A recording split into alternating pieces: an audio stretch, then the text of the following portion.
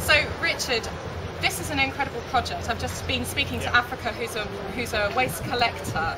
Tell me, your organisation is actually running all this. What is the name of the organisation? Asiye, Etafuleni. In isiZulu, that would mean come, let's go to the table, literally, but colloquially it would mean let's negotiate. The other aspect about it is it's a proactive invitation, in other words, it's not after the event.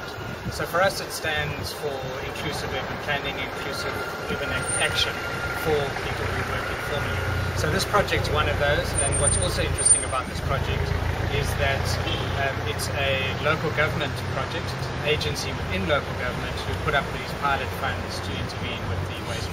So one thing I was noticing is that although things have moved on, Africa was saying that he's been doing this for 25 years and it's been backbreaking hard work, he's been paid very, very little. Now he's delighted, he's being paid more, he has these trolleys, but to the outsider it still seems like quite a primitive operation.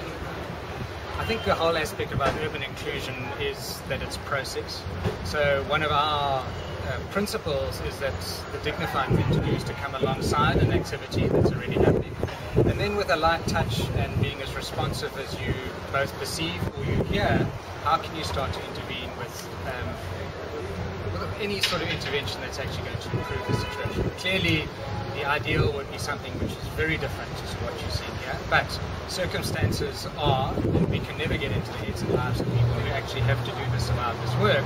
How do they access the material, when's it available, dark of night, all that sort of thing. So it's a matter of working with the energies that are there and then slowly starting to see what one can do that can actually elevate the situation out of where they are. So a lot of these people are living in very poor housing or shanty towns, or they're basically sleeping on the streets. So you're coming in alongside them and seeing the way they work anyway and just improving that.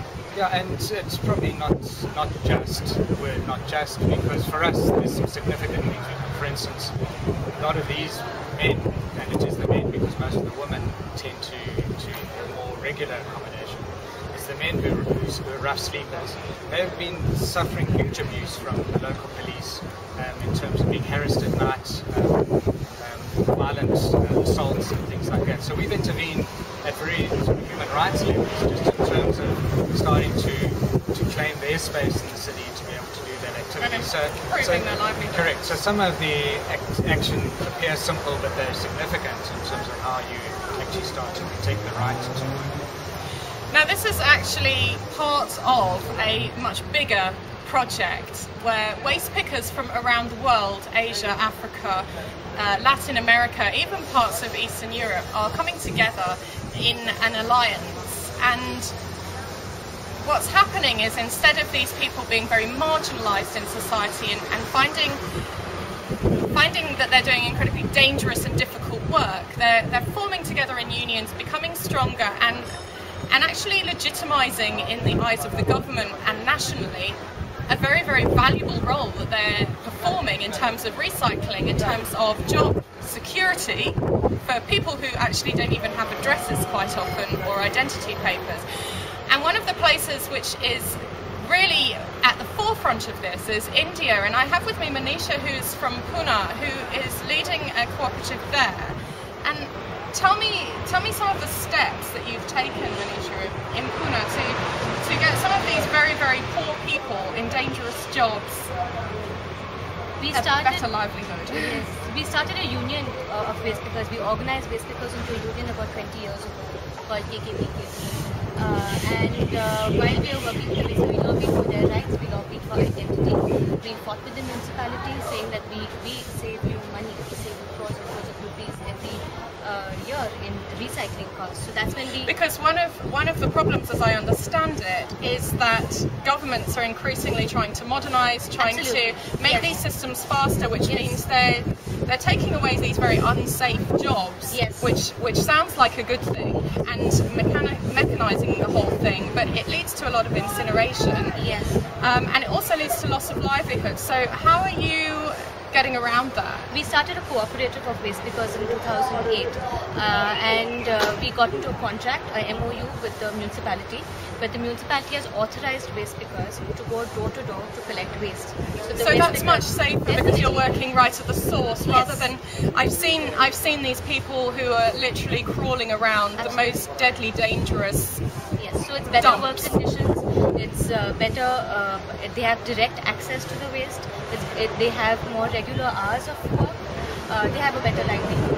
And they have an protective. identity. The municipality gives them, as part of the agreement, they give them push carts, which are trolleys. They give them gloves, masks, and slippers. And the municipality also covers our administrative costs for a period of 5 years. So this is an effort. This is a model which we are trying to replicate. We've replicated in another neighbouring municipality as well, where waste pickers are. We've trained waste pickers to drive vans. So women are driving waste collection vans. Fantastic. So there's a woman driving a van and collecting the waste as well. Okay. So right now we're reaching out to about 5 lakh households in Pune and in 2 municipalities. The median about 500,000. Yes. Yes. So at the moment, waste pickers are perhaps seen on the fringe, but in many countries, particularly in India, which has an absolutely terrible and very backward waste problem, they are key to solving this recycling issue, to making a city cleaner, not trashing the rivers, but also reproducing those raw materials. Thank you so much for talking to me.